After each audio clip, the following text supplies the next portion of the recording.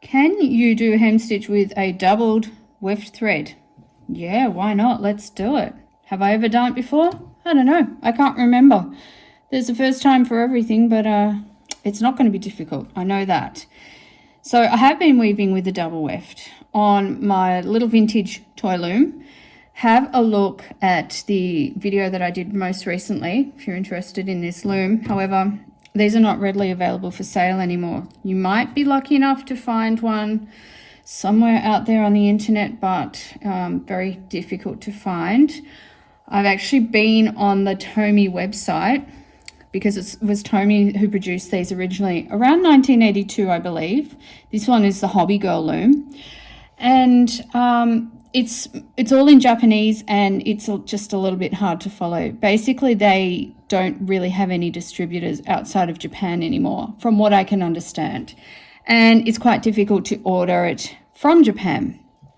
Okay, so anyway, we're talking about hem stitching, right? So I've got my golden bent tip needle here. This is one of my favorite tools in my weaving studio that I use all the time, absolutely all the time. And I'll put my affiliate link to that in the description so that you can check it out too. And so I'm going to start my hem stitch. To start with, I'll just do a bit of a lock stitch at the edge. My weft is traveling over the warp edges, so I'm just going to go under. Then I'm going to keep a loop with my fingers, and I'll just put the needle through the loop. And once we do that, you'll see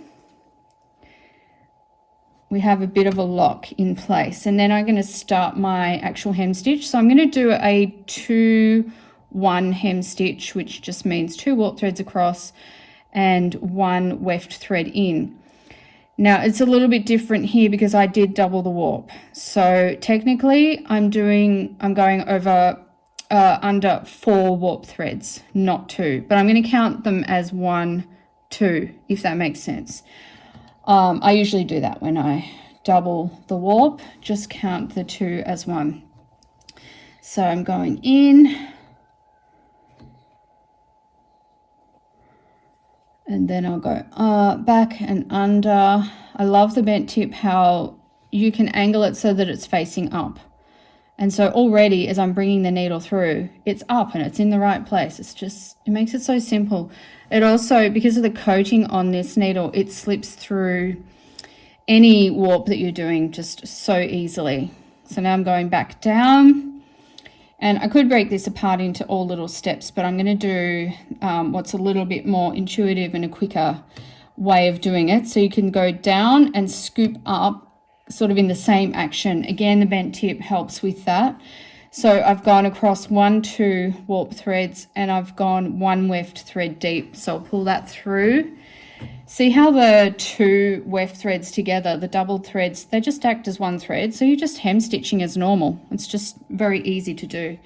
And then we'll scoop back down and up and make sure that that thread goes over the needle as it comes out, so that it creates a little loop. And I can tighten that up. And then I'm going down into the gap again, scooping up.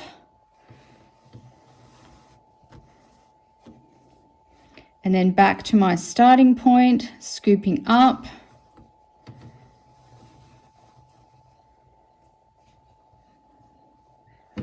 Pulling that tight, and then into the next space, 2 warp threads across, scooping up,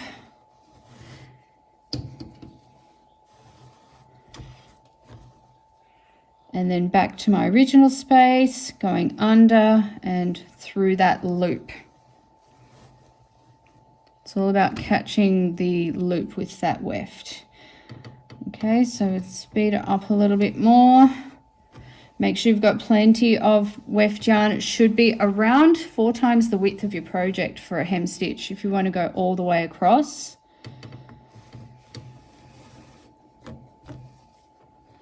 I'll have another video for this particular loom coming out before too long, so you can look out for that if you're interested in this beautiful Hobby Girl loom.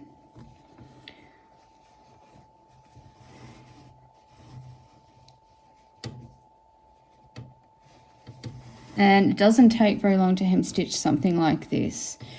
Now, whether you're doing a finished piece or whether you're just doing a sampler, whatever it is, a hem stitch is a really great option for keeping all of those wefts in place as you remove the piece from the loom. So all of these ones here, they're now kind of locked in place by these knots and loops that we've done by hem stitching. And especially when you're using thicker yarns like I am here, they really tend to spring apart as you take them off the loom. And so the hem stitch just locks everything in place and prevents that from happening. And you can do it at either end of your project and it'll keep both ends secure.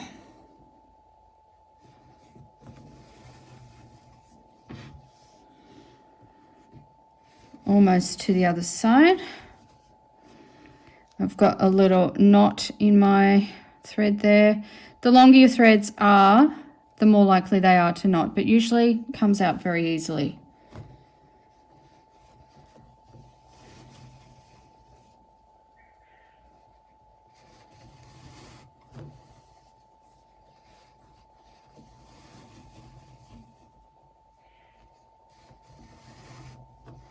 If you want to know more about hem stitching, if you need to have really step-by-step, slow and easy techniques to follow, I have a bunch of hem stitch videos. I will link a playlist at the end of this video.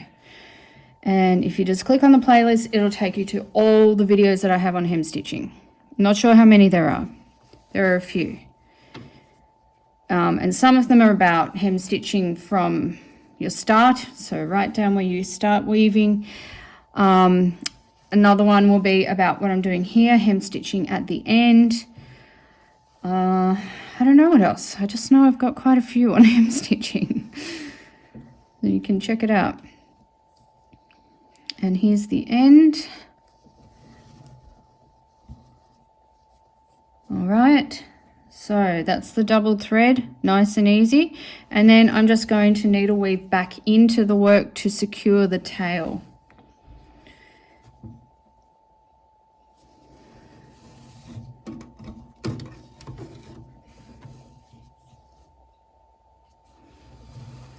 Once I've done that,